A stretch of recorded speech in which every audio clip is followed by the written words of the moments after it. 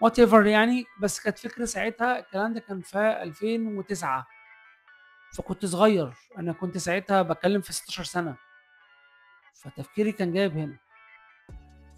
بعد كده انا كنت يعني من عشاق 3 قنوات في التلفزيون، او 4 عشان مبقاش كداب، بس 4: سبيستون، ام بي سي 3 لما بدات تتعمل تشتغل يعني، بس سبيستون دي كانت من عشقي.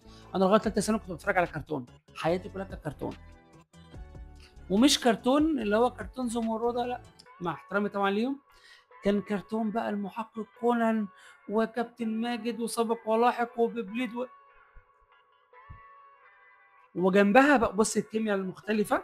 والله وحتى يومنا هذا كنت اتفرج على الجزيره الوثائقيه، كانت لسه في البدايه خالص، وناشونال جيوغرافيك كانت تبع مجموعه شول تايم. كانت في مجموعه زمان كده، مجموعه قنوات اسمها شول تايم، وكان جواها ناشونال جيوغرافيك بالانجلش اصلا. كنت بتفرج كده، عارف الشغل البصمجيه، انا بتفرج بشوف بيعملوا ايه، وانا بعناية بقى بترجم اللي بيحصل.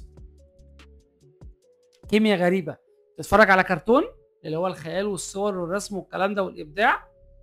وهاجي لكم ان شاء الله الايام اللي جايه واحكي لكم من ضمن الحاجات ايه فائدتها في الحياه، وايه اللي بتعمل في شخصيه الانسان الكرتون ده، ايه فائدته في حياتك الانسان، والتكنولوجي والافلام الوثائقيه.